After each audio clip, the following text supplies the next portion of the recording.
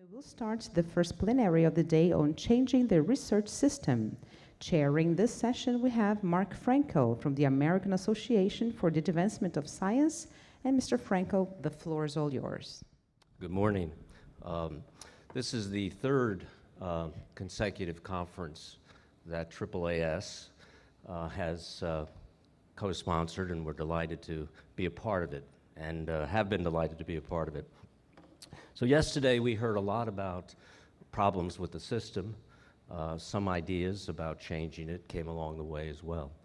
Today we're directing our comments to changing the research system, and we have three very distinguished and capable speakers from different perspectives who are going to talk about some of the changes that they would see as useful in terms of dealing both with misconduct but also promoting research integrity. Our keynote address this morning will be given by Dr. Wei Yang, who since February of 2013 has been the president of the National Natural Science Foundation in China. His expertise or field of study is solid mechanics, and he received his PhD, I'm happy to say, from Brown University in the United States. I first met him in 2007 at a meeting in Beijing on the topic of ethics and science. And I've had an opportunity to collaborate with him since then from time to time on various ethics-related projects. I would describe him as tireless and undeterred in trying to change the research culture in China, and I'm sure he's going to tell us a little bit about how he's going to do that from his position at the National Science Foundation in China. So without further ado, let me ask Dr. Yang to take this podium. Thank you, Mark, for your wonderful introduction. We should go from the very beginning, okay? So the topic I want to say is about the changes in research system to reinforce integrity. As you know, the research system in China now is very huge. It's involved more than 500,000 researchers only in basic science. And they are at the different stages of development. Then the progress on research is very dynamic, and now is in the time of transition to change the research system to upgrade to catch up with the mainstreams of the world. So what I want to say is 6 changes in 3 aspects I would like to address. So currently I'm working at the National Natural Science Foundation of China. And before that, I was the president of a very large university called Zhejiang University. So I was there for 6.5 years as the president. So during these 6.5 years, I has personally led the investigations of 43 cases, which is concerning about research misconduct, and with 23 convicts. That is reported in the Nature in the 2012 called a university crackdown on misconduct in China. This is not a very appropriate title, but anyway, that's what I used to do. And when I become the president of the National Natural Science Foundation, so we are facing to the whole countries because we support a lot of research programs by the foundation. And in the year 2013, I was invited to write an editorial called Research Integrity in China. And also currently, I'm also working with Mark Franco and Alan Lashner on a chapter for the comparative study of US and China on the issues of research integrity. That will become a chapter in an Elsevier major reference book. So I first want to say something about the organization which I'm working.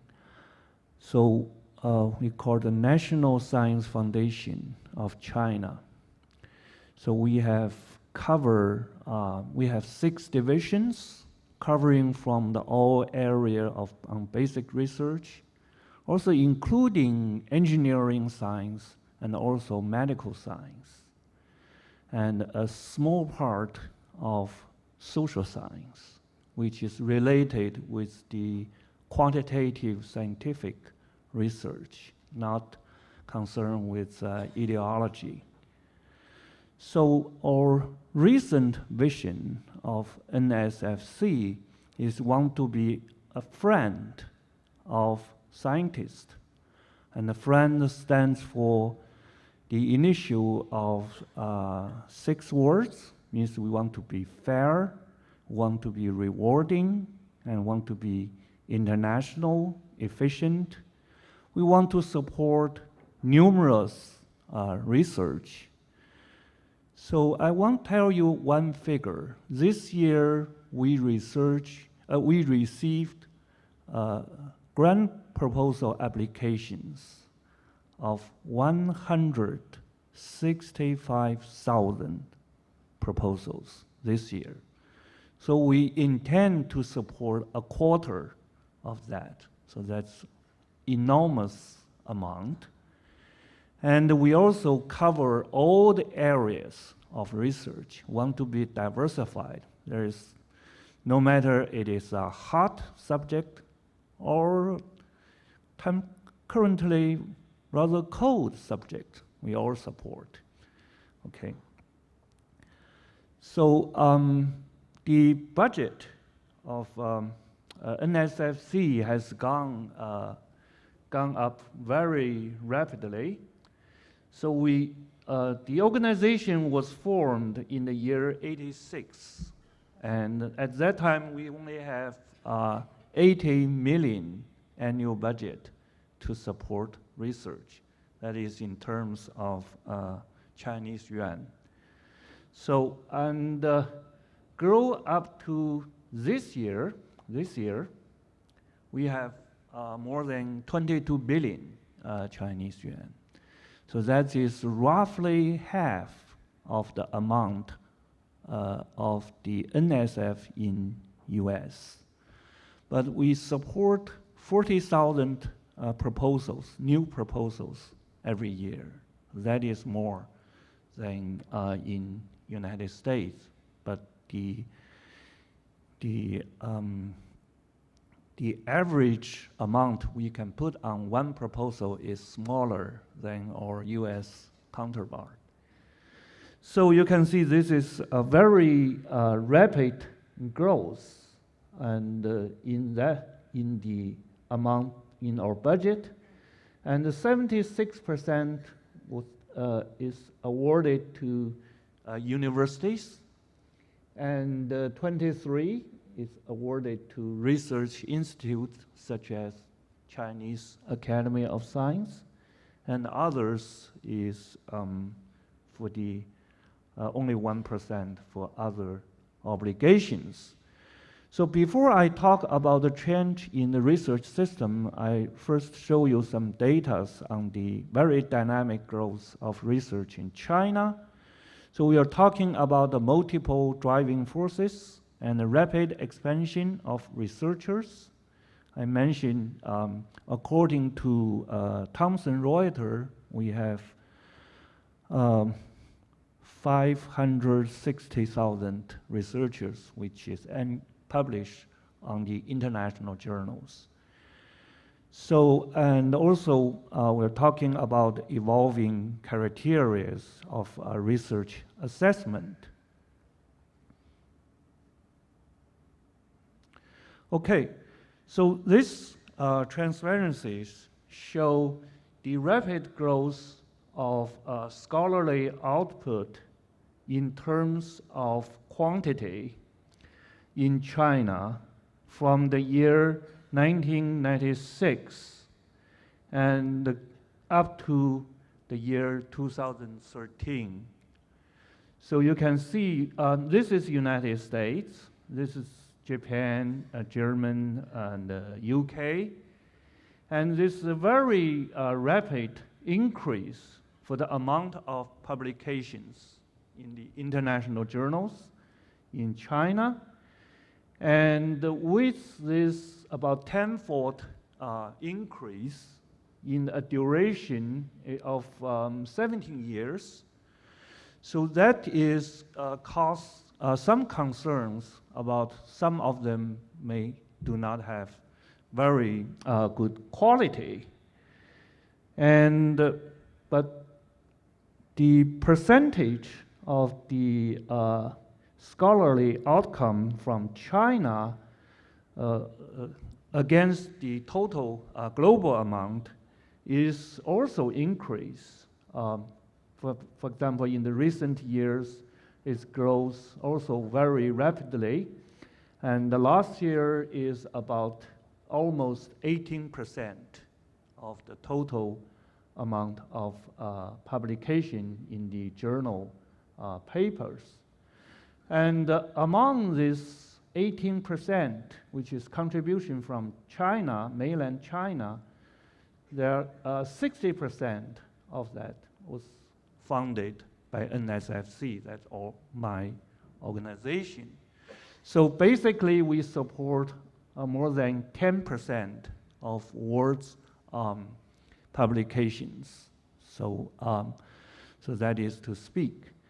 And with this rapid growth in quantity, the quality is also growing, but it's at a slower pace than the growth of quantity. So that is measured by the field-weighted citation impact, and one is the world average. So we start from very low, then gradually slightly climbs. Now is above 0.7, is still well below the world average. So what we can see as the amount has grown tenfold, and also the quality slowly climb up. And also, I want to show you this this diagram. That is the so-called the top percentile. That is the top 1% in term measured by the impact citations. And this is statistics of Ivy League. That's the elite university group in US. And this one is Association of American Universities. This is Russell Group. And this is called RU11, that is 11 top universities in Japan. And this one is what we call the C9, the China 9, the top 9 universities from China. You can see the race of top research articles is also increasing very rapidly, but still far behind than AAU or Russell Group, and of course is much lower than Ivy League. But we can see the trend.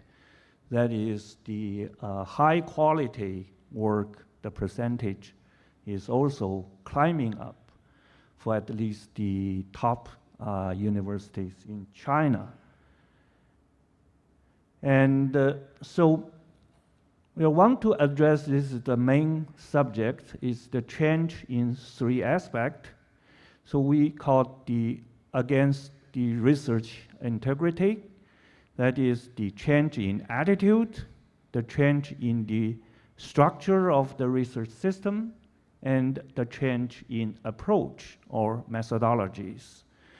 So we'll talk about two changes in each aspect, with every 6 changes, which is exemplified by 3 examples. So it's total 18 examples. So the first change is a change in attitude. It's before we are very passive about the research integrity issues. We are only start to work as long as we receive any accusations from the whistleblowers. So now we go for active engagement. So the first example I want to say is the similarity check, which is in NSFC, that's our organization. That check is go active since 2013, that's 2 or 3 years ago.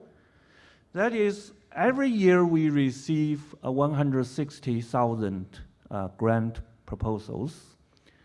So when we receive these 160 proposals, we're put in the system and we compare them against all funded proposals. So the big computer, they're running for 3 days nonstop. Then found some proposals which has similarity with the existing proposals. So that is for those which has similarities higher than 30%. So we'll earmark those proposals and what their similarity with the previous proposal, so the reviewer can have some knowledge about that. And for those above 50%, so we'll start investigation to see if there are any plagiarism involved. So that's what we go active. So in the past 2 years, every year we check about 300 to 400 proposals, which has higher similarities with the existing proposals. So that is one measure. And another measure is now annually we hold the press conference. So we invite all the news reporters for the media from China and also from the international media like Science and Nature. So we tell them we'll have a press conference, and before the conference we release 5 to 10 cases which we found has research misconduct on mainly by the application of grants. So we will show these cases one by one in details. Then the media can have questions and will answer. So this gives you some idea. So this is me. This is me, and this is my predecessor. He is now the chairman for the committee for the research integrity, and the news reporter will ask us something about those cases. And the third thing I want to say about active engagement is the on-site investigation for ghost writing and the ghost reviewing. So in the end of last year, I received a letter from there's Professor Sieve from the New York University, and he is a professor in journalism.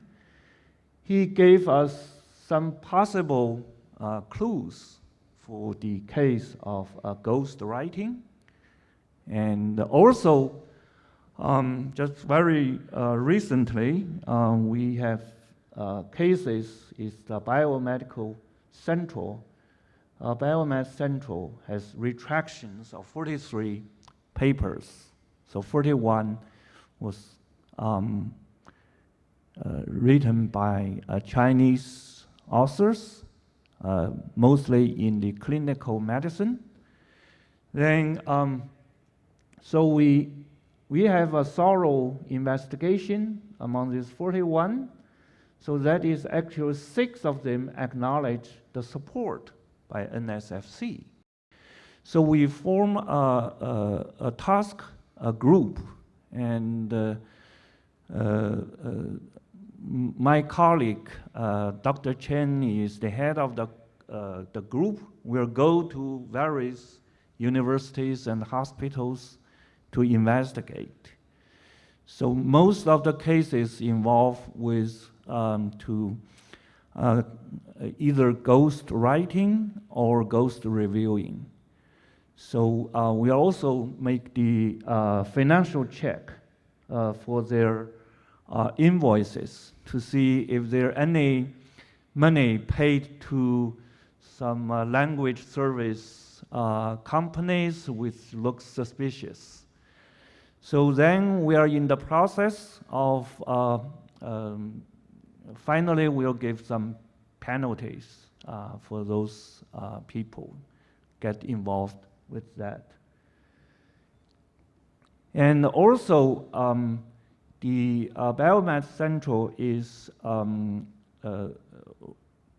has an umbrella publisher is Springer. So we have very good relationship with Springer. So I personally is the chairman of the scientific consulting in China for the Springer. So we asked them to provide some informations on what is going on for those papers. So this is one change in the attitude. The second change is a very delicate matters concerning with information policy. So on the one hand, we have to observe the confidentiality for all the peer reviews. So the reviewer information, for example, who reviewed which proposal, that was regarded as the core secrets of the NSFC.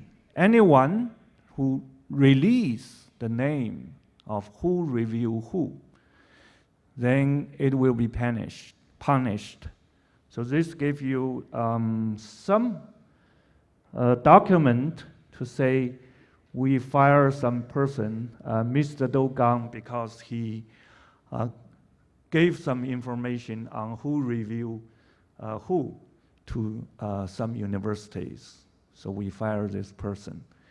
And on the other hand, we have an information system which is maintained by NSFC. And so everyone who log on the information system and doing some reading and writing, they all have traces.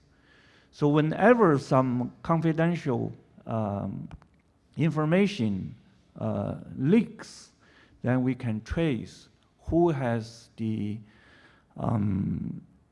accessible to those informations.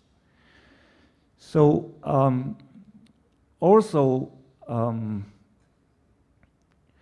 another issue about information policy, that is we also have to maintain transparency, certain transparency to the public. For example, there's a recent document issued by the State Council of China. We call it policy document number 11.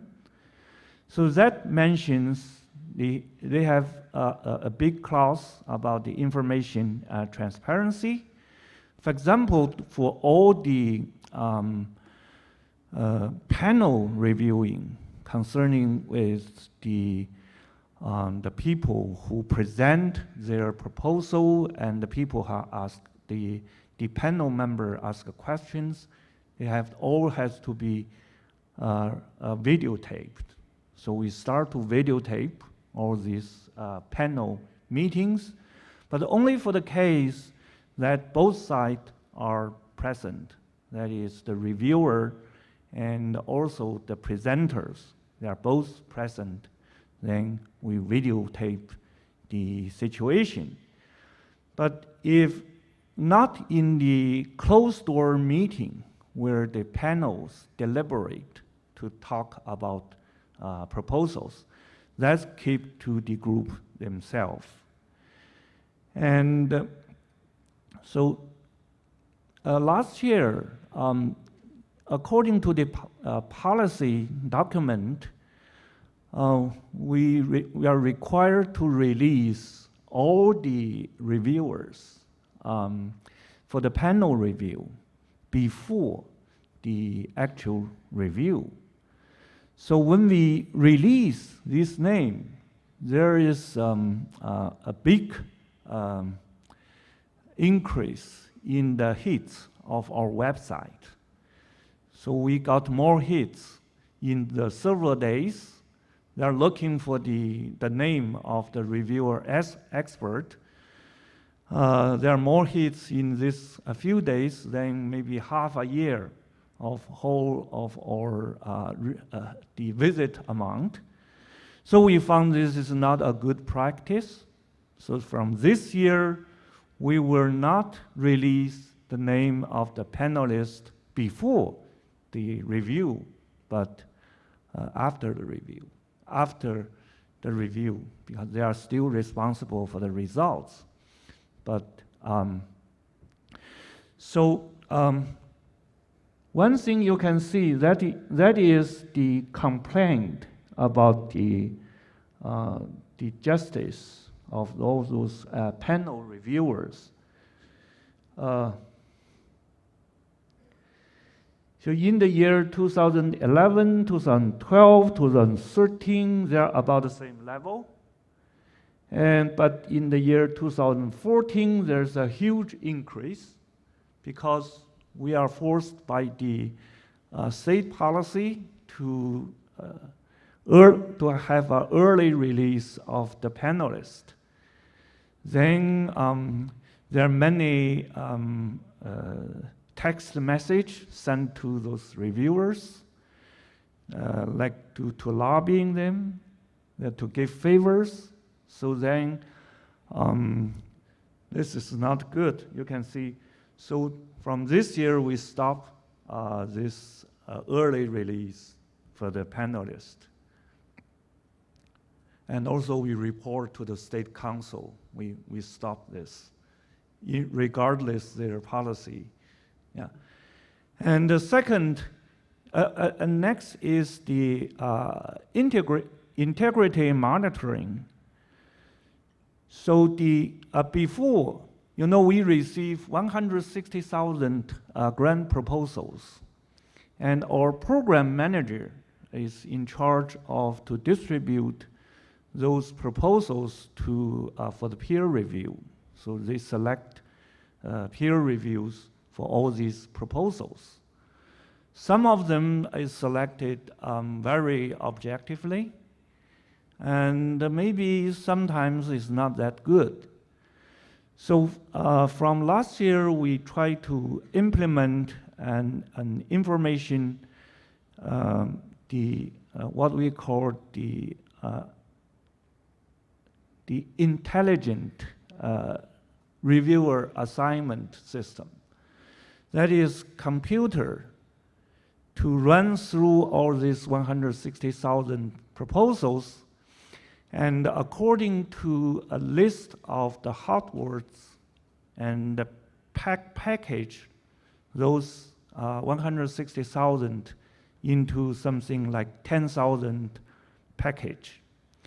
So each package has about a similar subjects, which is according to the coordination of all the hot words. Then they gave a list of recommended experts from about 100,000 potential reviewers in our database, according to their what we call the correlation with these subjects.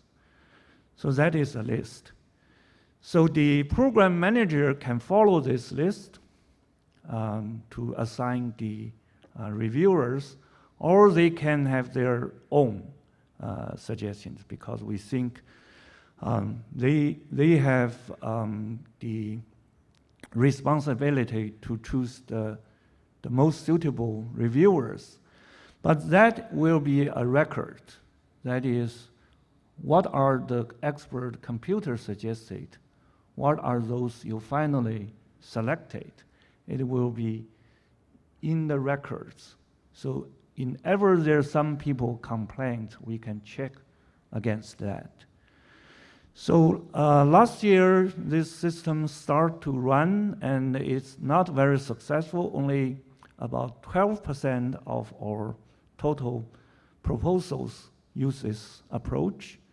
But this year, the number increased to 70%. So I think maybe next year it will be even higher.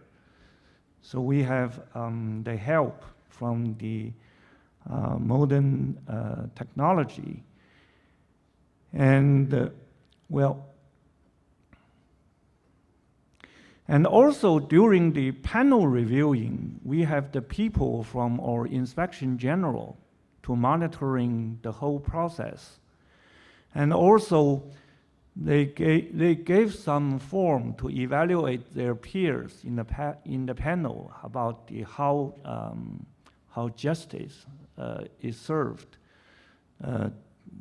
for your colleagues, with the list of the name in the panel.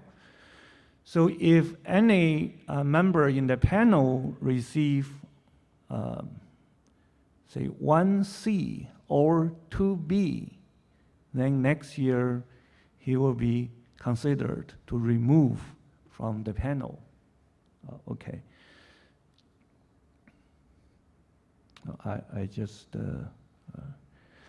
So the change in the structure is what we call the caging the power. That is, put the power in a cage. So start from last year, there is some argument for the administrative withdrawing from the government from all review process. So that is basically we have two functions. One is resource allocation, and another is the conducting detailed review for the research grant. And the research allocation is the task for the government to allocate the resources to support research. But the review has to be, the government has quit the reviewing process. That is, in a transition period of 2 to 3 years, all the ministries will withdraw from all reviewing process.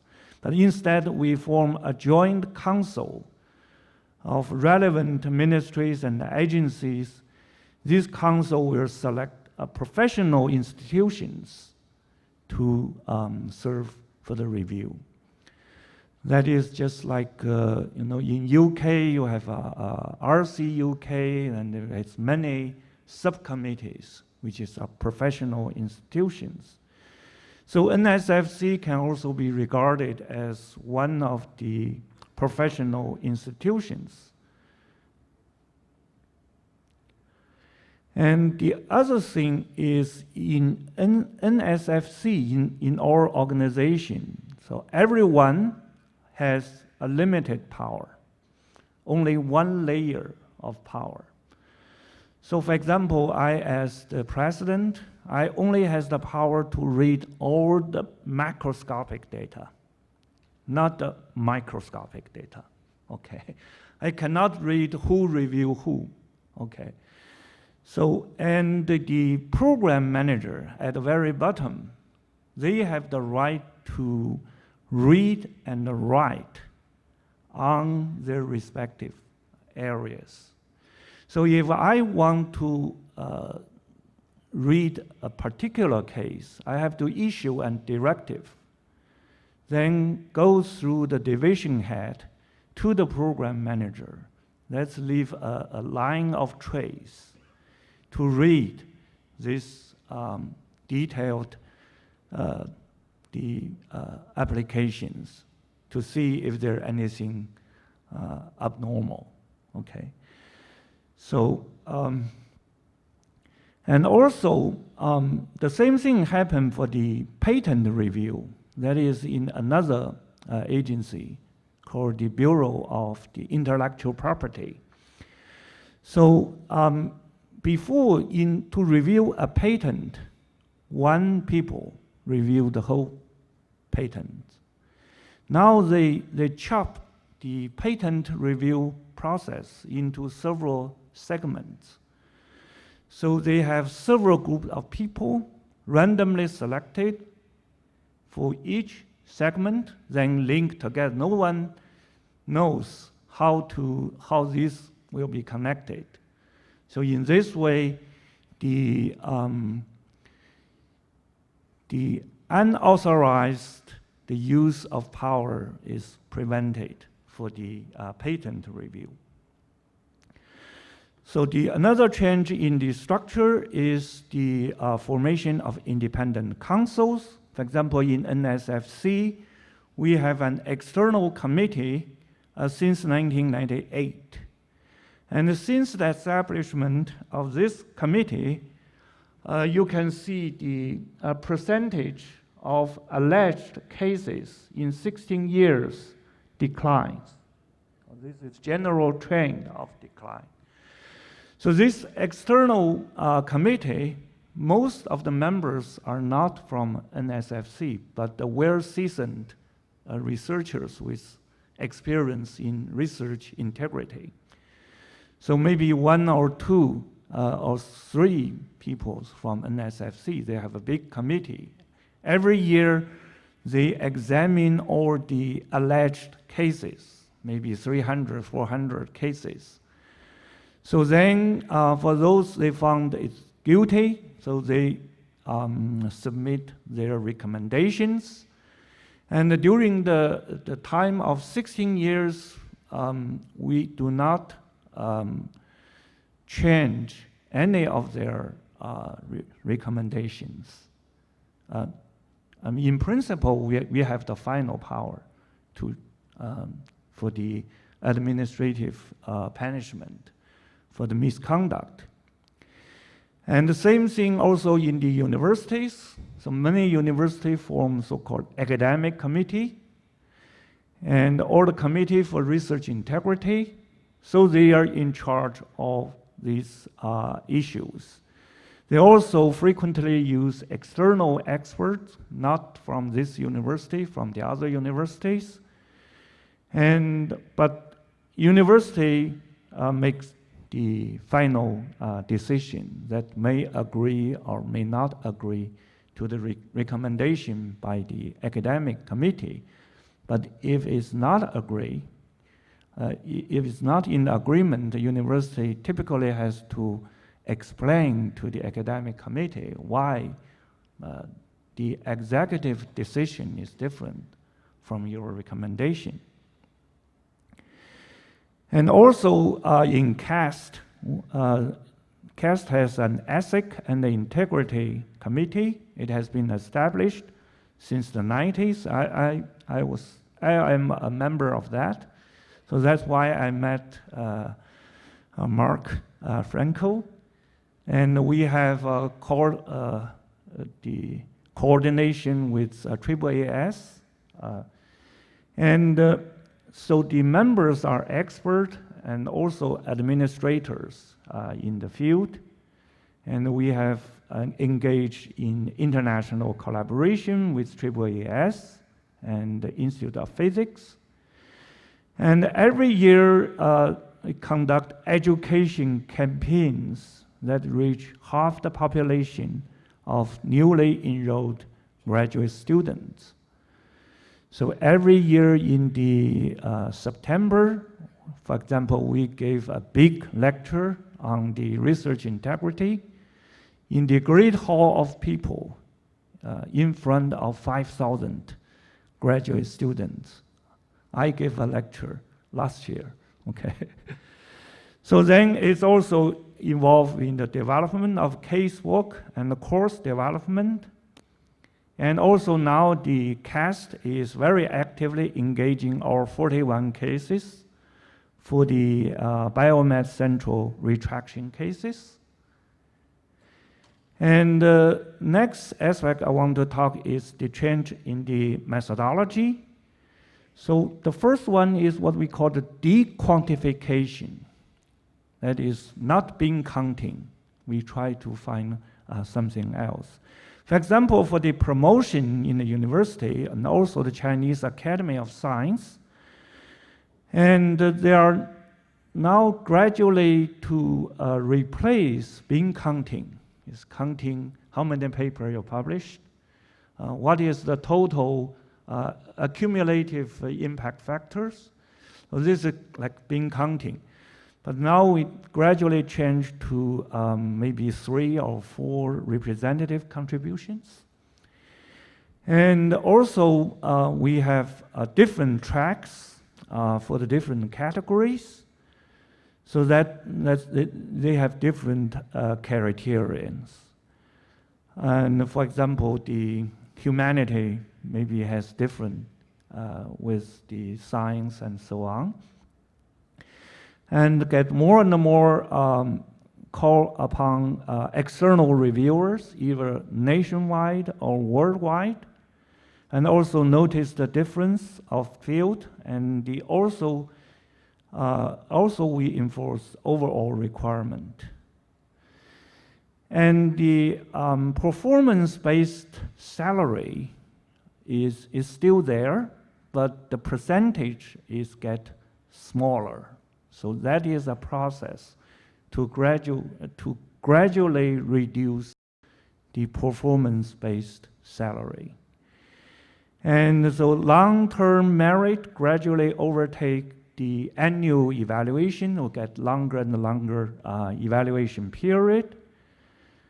And also we reduce the field-sensitive stimuli, which is not fair for some field. And also support young faculties. Young faculty, they cannot accomplish many works, and because they are in the process to establish themselves. And another one is for the dequantification, is for the proposals. That is by either NSFC and the universities. So start from this year, we do not have restrictions on the percentage for the money which can be put on the research assistants. We used to be 15% can be put on the research assistant. Now it's unlimited, as long as you make into the budget, okay? And also we have, start this year, we have a clearly defined indirect cost. And that indirect cost has 1/3 of it can be related to the performance-based allowance. And but to do that, we need a complete financial monitoring for grant expenditures. So another thing I want to say is the streamlining. So before we have about 40 ministries and agencies to support like 100 different types of programs in China. So start from the late of last year. So these are streamlined, reduced from about 100 programs to 5 categories. Now this all the research system is reduced to 5 categories. So the first category is us, NSFC. The next one is what we call the major project. That is a very big project, several billions or tens of billions for the big national goal. And this is a smaller project, but still very big. It's called the key programs. Then we have, this is for the transformative grants to has tax deductions or the revenues when you complete the tax. That is for the full chain research from the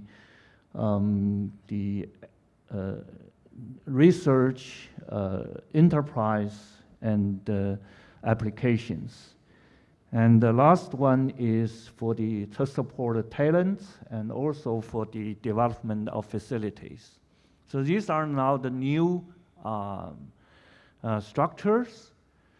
So that is to avoid fragmentations of many different programs. And also, I mentioned that is government withdraw from all the reviewing process, so we have to select professional institutions. Their only task is to review, assessment, and the evaluation, so they are non-administrative and selected by a joint committee, which is formed by this 30 or 40 government ministries and agencies, their representatives. And another one is the indirect cost. And so we start from this year to establish of indirect costs, which is like overhead in the United States, but not as that high percentage. And the indirect costs now is uniform. Every university and the research institute are the same percentage. But then after a few years, we'll start to put into the different classifications. That is the university who doing good in research integrity.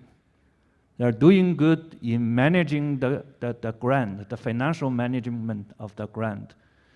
They are likely to get a higher indirect cost. Indirect cost is go to the university directly. So that will give some incentive to the university to reinforce integrity. Okay, so the conclusion is under the dynamic growth of research activities in China, the research system is also evolving. So we have 6 measures concerning attitude, structure, and the methodology of the research system, which is gradually adopted in the recent years to reinforce research integrity. And NSFC and the CAST will contribute significantly to these measures. Thank you very much. So this is the university I used to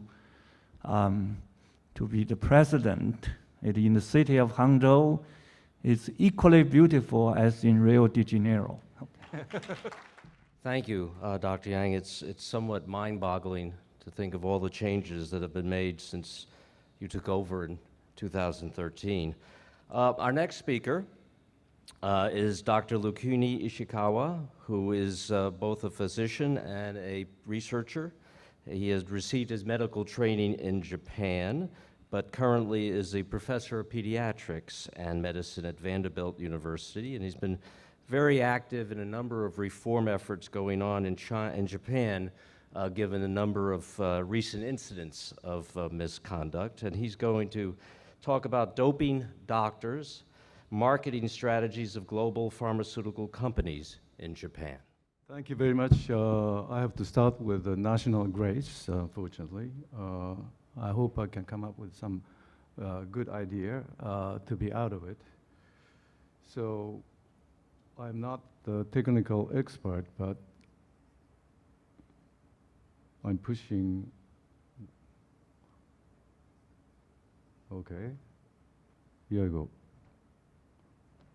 Okay, this is the disclosure part of my conflict of interest. I work for the government project, in a sense, funded by the project funded by the Japanese government for the sake of RCR training. Now, these are the topics I'm going to deal with.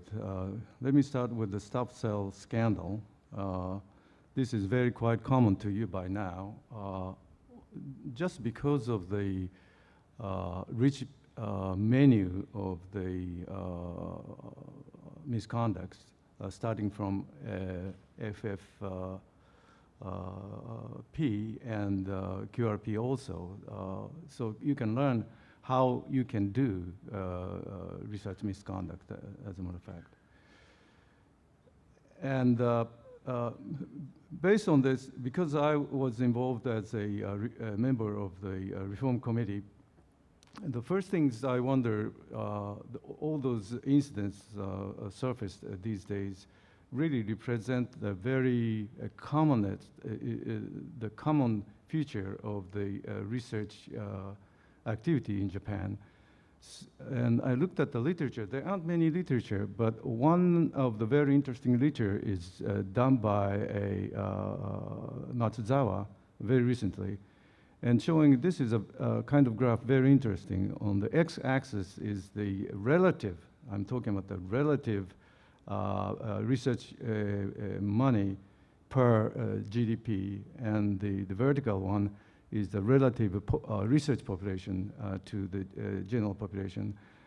And this seems to represent a kind of reliability of the industrial product. And in that, Japanese people are very proud of their reliability of their product these days. But now his studies looked into the relative, looked into the retraction rate, and expressed in the area, the size of the area of the circles. And here, these are the circles, and the Europeans are less. But looking into USA and Japan, these are not necessarily as predicted from the degree of the size of the money or the people put in. Now, from my own experience, I still carry a laboratory in the US, and there are a lot of influx of the people from other countries, and I think that's one of the reasons why the rate of retraction is still very high in the USA. Then the question is, of course, how are those people treated in terms of education? And then you realize by looking at the homepage of the Harvard, which is actually the cardiorenal hospital I was for 5 years, which was also the institute where the Obokata, the main cast of the scandal, was there for 2 years. And here it says RCR training is only for the students or fellows with a temporary, with either American citizenship or green card, because those are the people whom the American government wants to invest. And why this rule came? Because looking at the NIH ruling policy published in year 2010, it says that they are mandating the RCR training only those young folks who are actually receiving those grants from the government.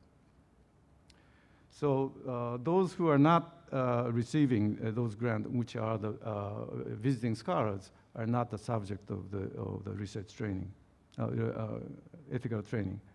So now it is well known there is a hidden agenda in the USA laboratory, and that is, this is my unique illustration. This is my original. I didn't take any from anywhere else. And those established investigators tend to think that they have a good sense, but today's global community, they need to know more than that. So that this is the gap you see between the young folks and established people. And those are the people, the established people are those who trained year 2000, before year 2000, because that's the year when the rate of misconducts picked up very rapidly, and also many policies for education started. So those people are said to be unqualified for as a trainer or government consultant or RB members. And this same thing happened, I realized that in the case of Obokata scandal, this is the review committee for her thesis, a PhD thesis.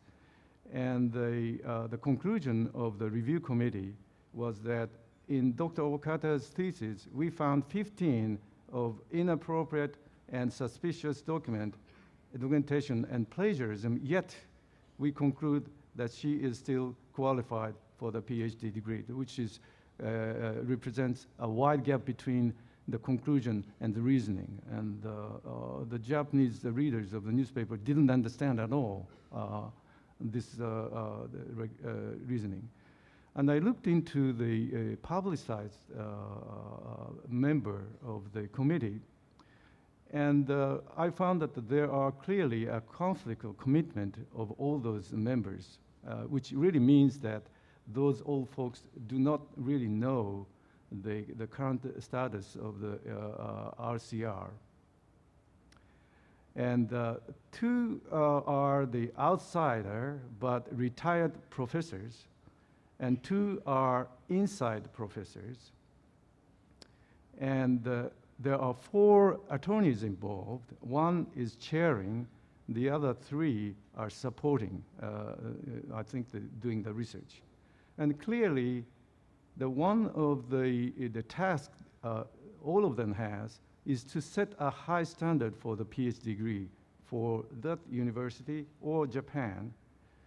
But these people, these professors, have refereed many of these theses in the past, and in old days, they received a gift before the jury from the candidates. And if that is disclosed, that it's a sort of conflict of their own personal interest. The other part is that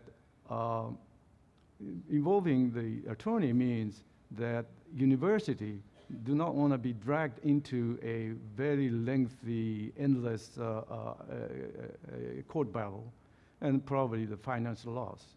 So that they have a clear conflict of interest they did not know. By looking at some of the article published in the US, and we found that, they recognize this problem, that is the need for training the trainers who are to train trainees. I'm biting my own tongue almost. And this is because of the history of the US, in that NIH in year 2000 tried to implement the obligation for all the researchers receiving the fund, but had to suspend it in year 2001. Now, so that currently, according to the Japanese regulation, all researchers, regardless of the career stage, who received grants from the JSPS and JST, which are the counterparts of the NIH and National Science Foundations, are required to take RCR course. And I think that they could implement this because of the help of the scandals, actually, most recent publicized scandals, so that support by the public, I guess. And the actual the regulation is this, and there aren't many teaching materials, so that JSPS which is one of the probably the biggest funding agency, created their own materials, which will be presented by Professor Asashima tomorrow. And then next question, how can we create such a education materials? I was involved in the Harvard the program, which is to discuss the educator of the medical schools from abroad. And one of in one of the workshop, I offered the issues to be discussed. That is, how can small countries or countries with a small pool of experts can have a highly quality education materials compared relative comparable to U.S. And here are the governance of the generating CITI Japan program.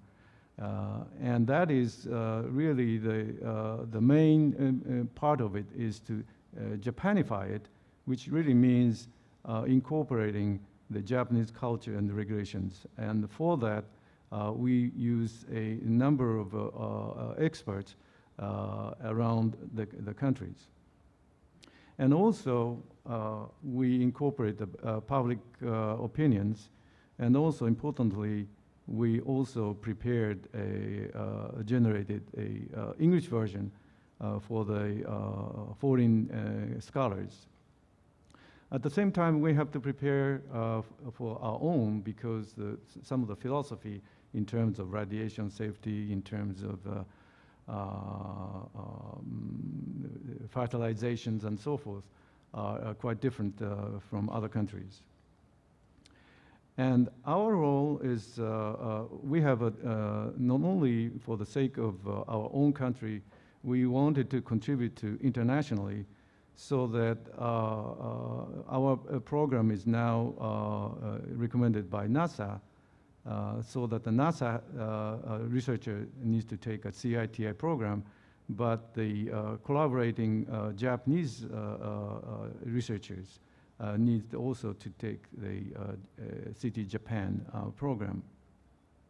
So that when I see the scene like this in the space station, I feel like these people are saying like this: I am taking CITI Japan, me too, and 4 letters word, and some of them don't even remember. Okay, so we also contribute to this international activity, visiting China and Korea.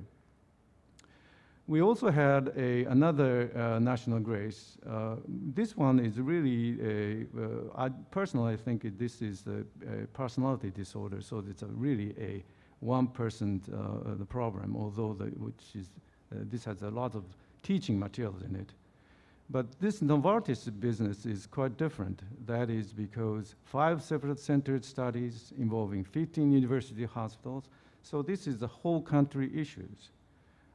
And this is the patent actually I had, because we are the first one who got the patent for this sartan, which is antihypertensive drugs, which is really 4 years later after we filed the patent, our observation was proven in humans.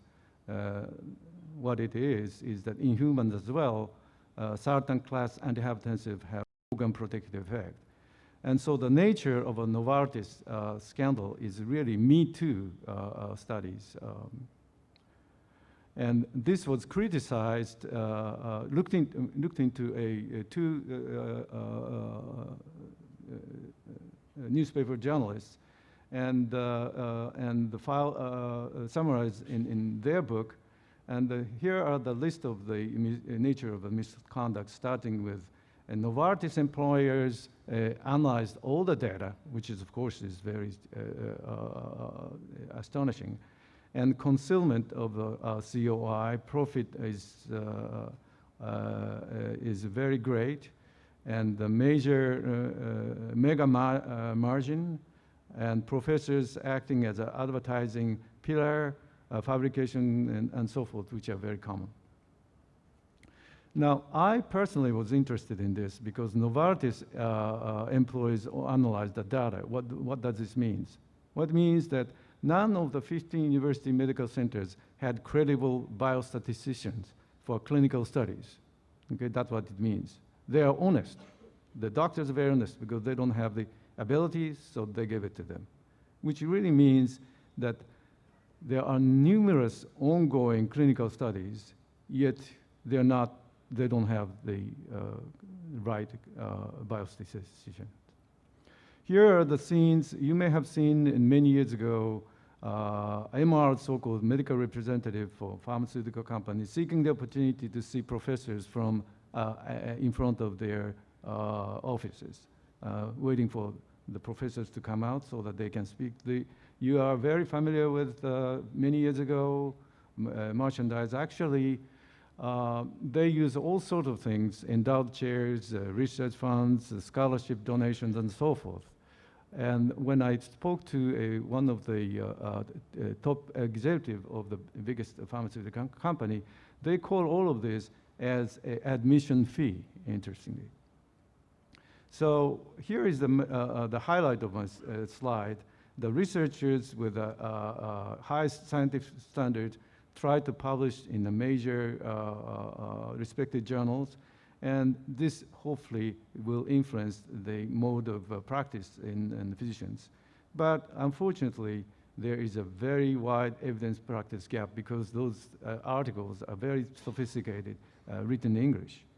But those who are welcoming a compromised scientific standard will be supported by industrial marketing strategies, money, and they pick up the research data they want and put money for the advertisement using those professors. So those are in Japanese, the other one is in English.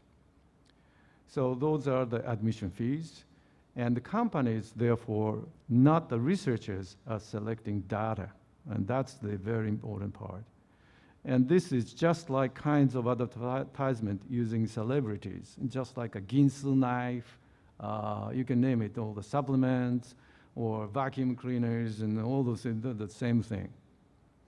So that in a sense that what happened in a Novartis scandal is that those clinical researchers, not very well educated, are doped by pharmaceutical companies. And that's what it is. And the most recently, Novartis sincerely reviewed this, all the scandals, and they made a conclusion. The conclusion is like this. We will commit to carry out our business at the highest ethical standard. But the question is, I add one word. Is it globally? In other words, I have seen this in up to year 2000.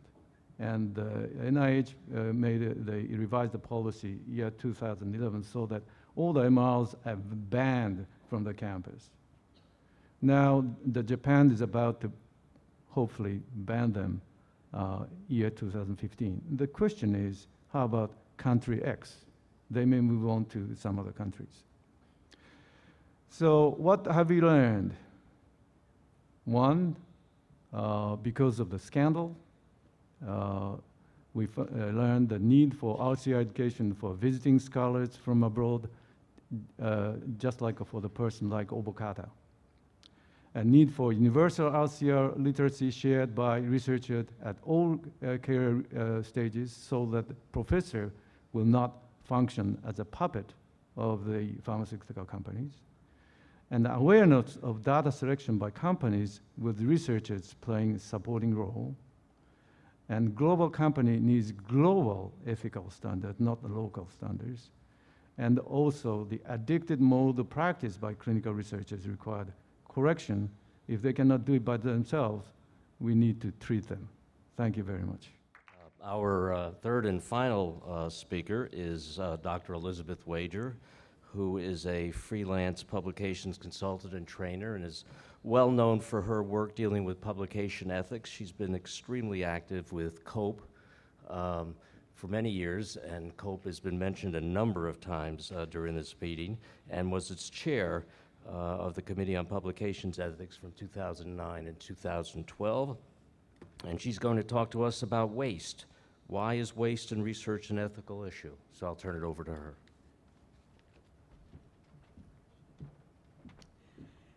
Thank you, Mark. Yes, good morning, ladies and gentlemen. Today I'm not talking about COPE, but I'm representing, as Sabina Kleinert calls us, the wastrels. So, why is waste in research an ethical issue? I would like to present some examples of why I think there are major problems in various aspects of research waste. So the themes that I'm going to cover are: why does the research waste matter? When and how does this waste occur? What harm can it do? And finally, think about how we might be able to reduce the waste in research. Many of these themes have been dealt with in more detail in the Lancet series on research waste. So, the most obvious one, the simple economic factor: research funding is finite.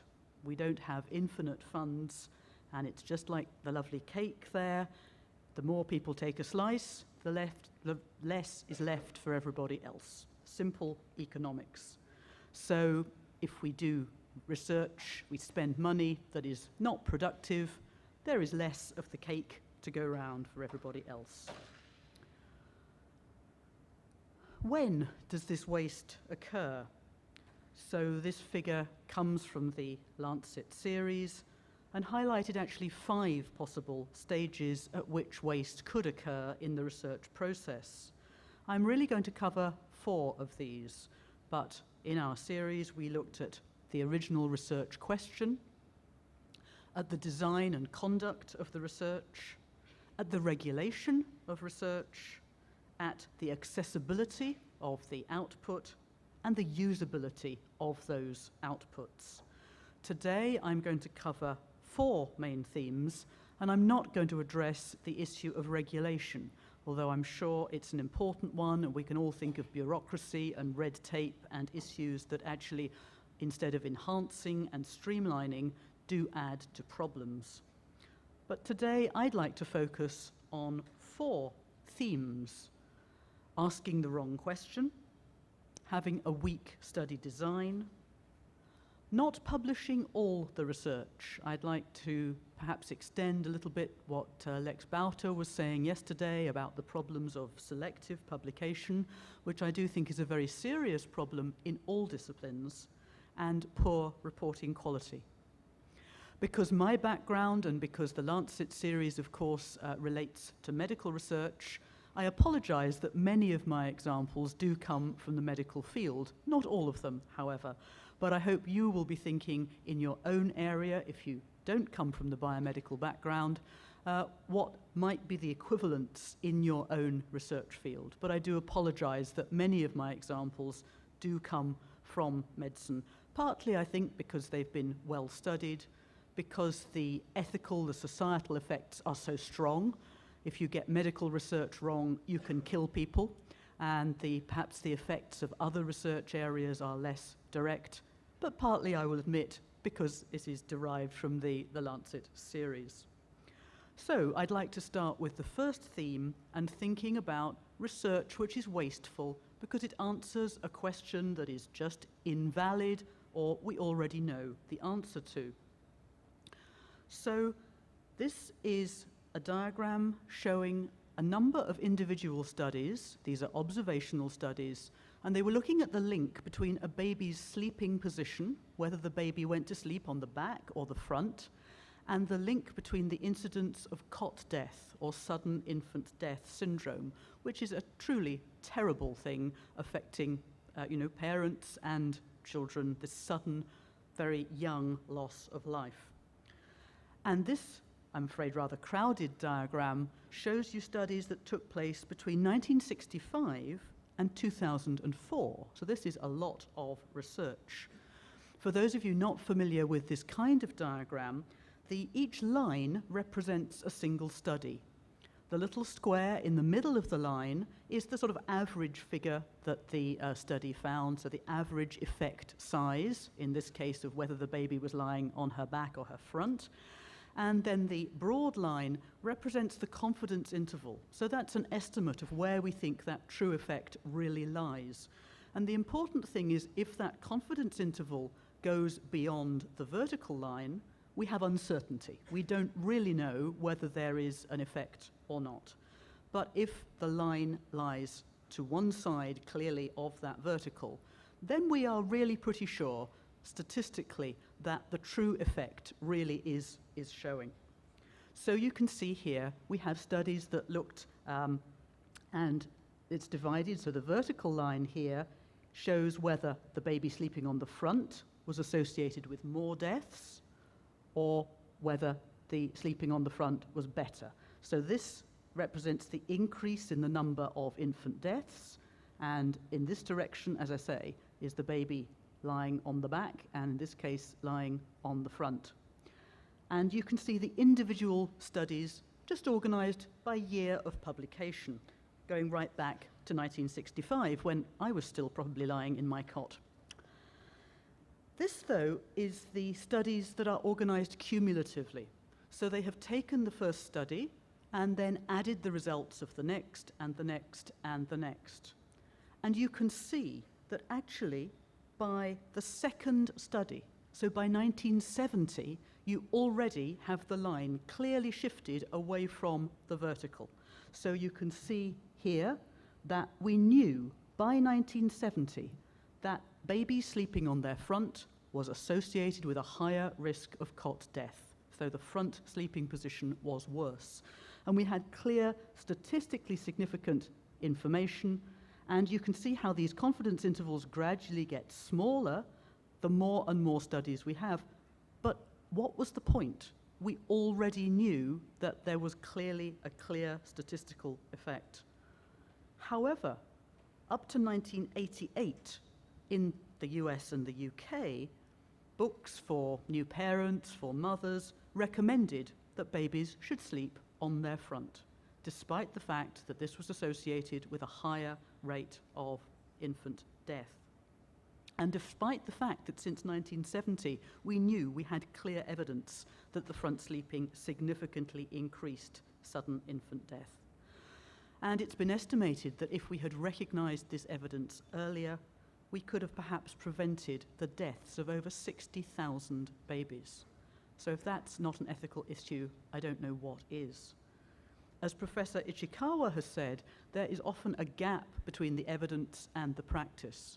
So this is not just a problem of the waste of the research, but a problem of the translation of the research into our practical behavior. These, of course, were observational studies. I have another example of randomized trials. So this was looking at the effect of a particular drug, tranexamic acid, on blood loss during surgery. This is a similar diagram showing this cumulative meta-analysis. So you add the results of the studies together so that you can get the overall effect.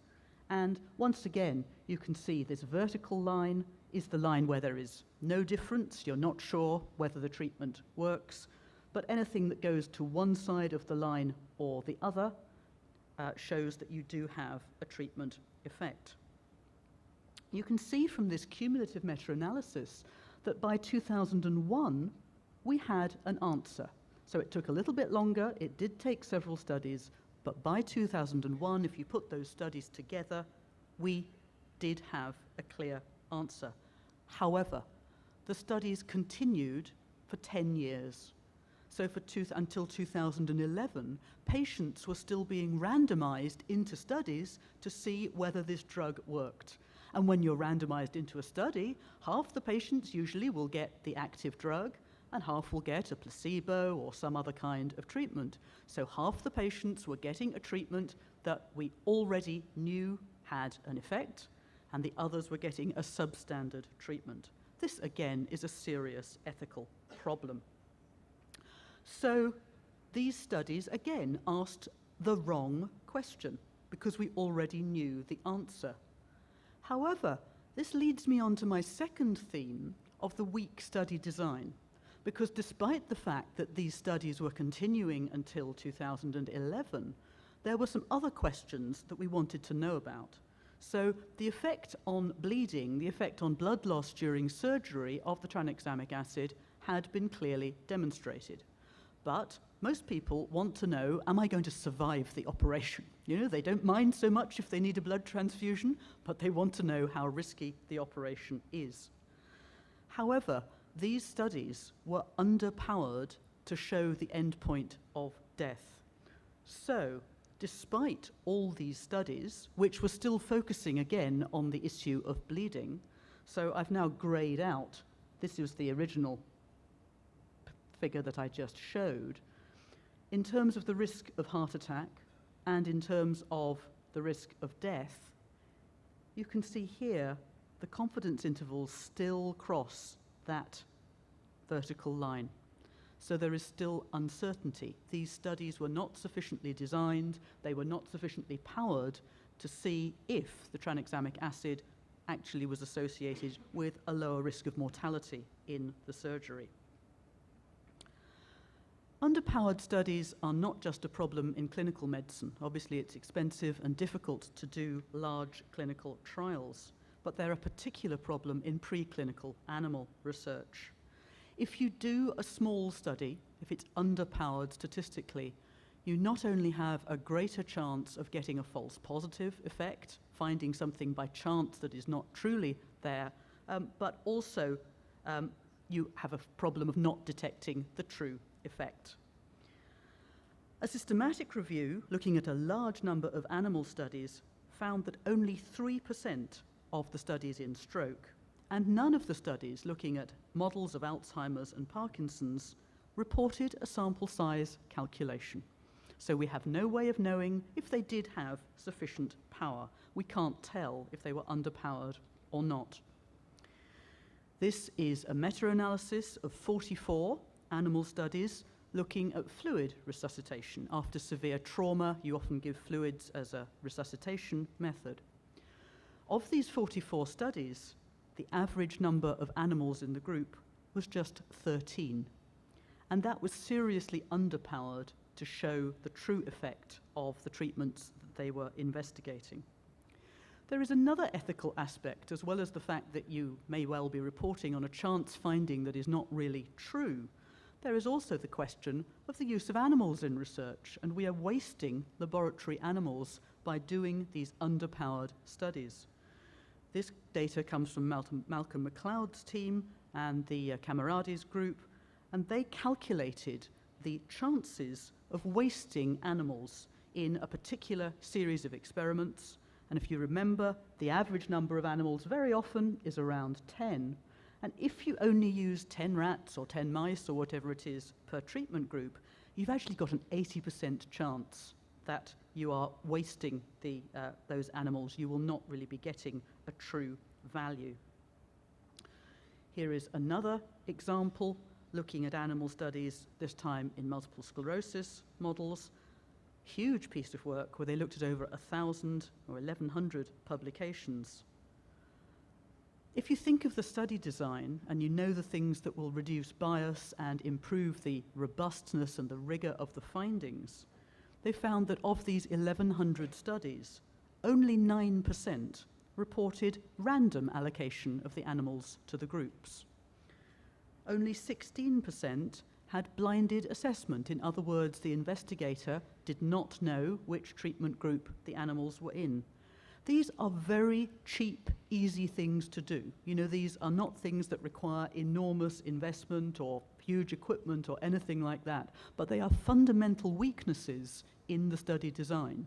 You know, not randomizing means that you could well have a difference, a systemic difference in the groups. We know there's biological variability, even in things like laboratory rats. We know that unconscious investigator biases do play a part. However objective we think we are, if we know which group the animals are in, there is likely to be some bias. And yet, only 16% used the blinded assessment. The group has also shown the effects of these bias on the estimates of the treatment size. So again, this is the 1100 studies looking at multiple sclerosis. And you can see that if you randomize the animals, the treatment effect appears much lower than if you do not randomize. Similarly, if the assessors, the investigators, are blinded to the group, you get a lower effect of the treatment. And here you see the nice relationship between the group size. So the group size is increasing. So the more animals you have per group, the less the apparent treatment effect you get. So by having underpowered, weak studies with poor design, we're overestimating the effects of the treatment that we're studying. My third theme is the problem of non-publication. A huge amount of research that we fund never gets published. So how can it have an effect if it sits on somebody's laptop or in their file drawer? So this was a big study where they looked at a whole range of studies, some from institutions, some from drug companies, some early phase, some late phase, and roughly half the studies never got published. So overall, about 50% of clinical trials, so these are involving patients, these are involving people who volunteer, who expect that their contribution will add to knowledge, will contribute to improving medicine, and around 50% of these studies never get published. In the EU, it's been estimated, again, that around that 50% figure, which accounts for 570 million euros of research funding, has no discernible output. You cannot find out what they did because they never published it. I do believe the situation is improving in clinical trials because of the emphasis now on trial registration and various other initiatives. Many of these studies go back perhaps 10 years or so to 2005, 2006. However, the evidence base that we use for most of the medicines we take relates back to those previous years. So we still have a huge amount of uncertainty. And even though things may be improving, it's still a pretty bad situation. And it's not just in medicine. We have the problem of non-publication of negative studies, also seen in physics. So this example from the world of nanotechnology, they use a specific technique called a scanning probe microscope, and that uses a single atom tip to map the structure at a very, very fine atomic level. Because of the precision of this, you have to get the condition of the tip exactly right. And many of the images that are generated are discarded because the investigators decide that actually the tip was not in the right state. How do they decide that the tip was in the right state? Well, it's by the image that they get. So there's a completely circular argument. If you don't get the results you were looking for, you conclude that, oh, the equipment wasn't working properly, not the other way around. So the risk of actually not publishing simply based on your own hypothesis, your own personal prejudices, or what you were looking for is sort of emphasized. We also know that publication bias affects the social sciences. This was a big study of projects that were funded by the NSF in the United States. So this was 221 social science experiments that had got highly competitive NSF funding. So these were good studies, rigorous quality review. They found that if they got a statistically strong result, these studies were 40% more likely to be published than if they had a null result. And remember, these all had good methods, so we should have been interested in the findings. And this wasn't just a problem with the journals. It was actually a problem with the investigators writing it up, because these studies were 60% more likely to get written up at all and submitted to any journal. So the authors concluded that the investigators, the authors of these studies, were not writing up and submitting their null findings. So we have problems with asking the wrong questions, we have problems with weak design, we have problems with publication bias. What about the research that actually does make it into the publications? How useful are they?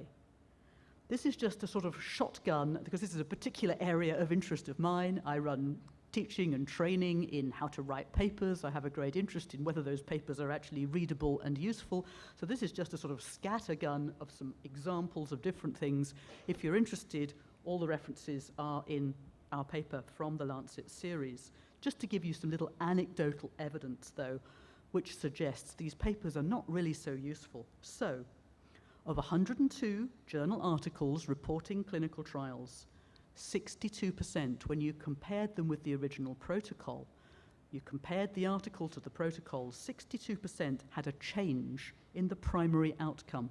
So they said they were going to measure one thing, they actually reported something different. That sounds dodgy.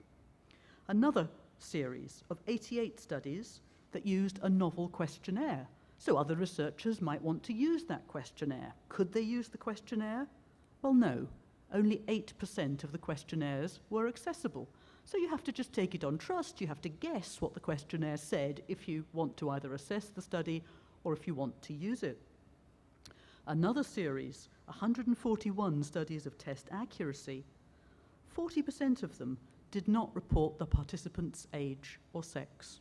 If you're doing diagnostic tests, it's pretty important to know who your patients are and what they're like. That's a pretty fundamental lack of reporting. And then in a series of 49 AIDS trials, only a third reported all the adverse events associated with the treatments. So as I say, just a scattergun, a shot, sort of little snapshot of problems of the usability of medical research. Some more work that Paul Glasiou has done. They were particularly interested in the description of medical therapies. So these were non-drug treatments, physical therapy, training, exercise, all sorts of things. And they wanted to see whether a doctor could read an article and have enough information to actually use that treatment on their own patients. And they actually went back to the authors. So they looked at the journal article, and then they looked at supplementary information, including going to the authors. And you can see the average amount of information which was available in the article, and then even contacting the authors, you still did not hit 100%. So, what are my conclusions? Waste in research is a major problem. It's an ethical problem. It's killing people. It affects many disciplines, not just medicine, but obviously the effects in medicine are extreme and obvious. So it's an ethical issue because our resources are finite. We're wasting money on things that we shouldn't be doing and that are possibly harmful. Patients, volunteers, and animals are taking part in unnecessary studies, perhaps receiving the suboptimal treatment. Decisions in the medical field which might affect patient treatments, but in other fields might affect public policy. They might affect things like food production or climate or environmental decisions. These are all based on evidence, and they're based on a flawed evidence base. If the evidence base is unreliable, then the decisions are likely not to be the right ones. And we know that that evidence base is incomplete, it's biased, and it's misleading. So what could we do to improve this rather depressing picture?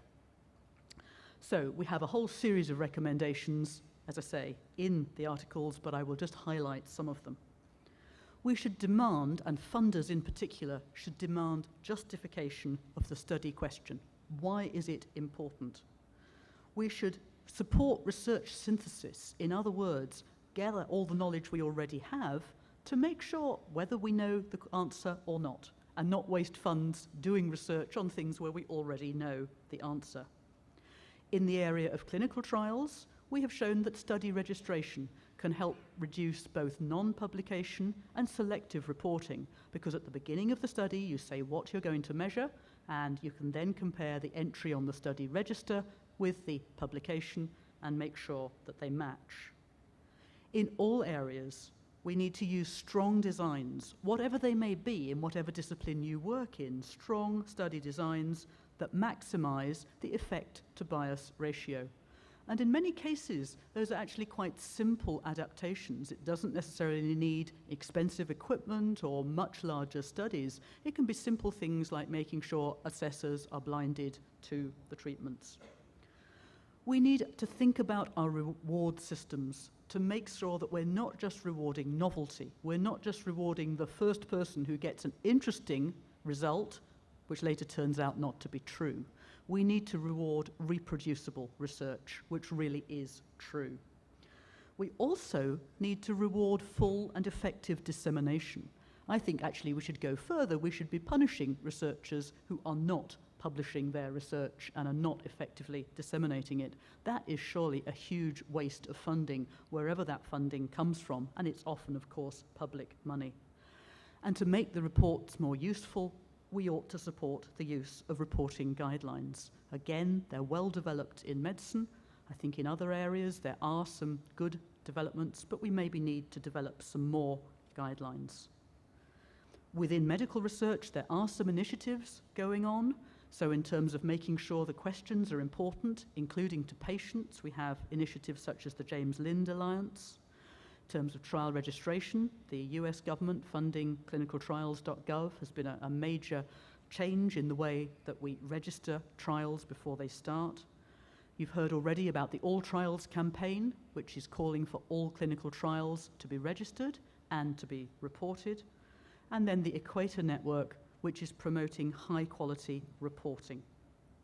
If you're interested, there's going to be a meeting in Edinburgh in September to take this work further on by the Reward Group, which are many of the people who were involved in that initial waste series, and the Equator Network. Finally, I'd like to acknowledge all the members of those two organisations who have contributed greatly to these slides and to the information. None of this research is my own research. I'm presenting a lot of other people's research. And I'd like particularly to mention Doug Altman, who really should have been giving this talk, but unfortunately is unwell at the moment. Thank you very much.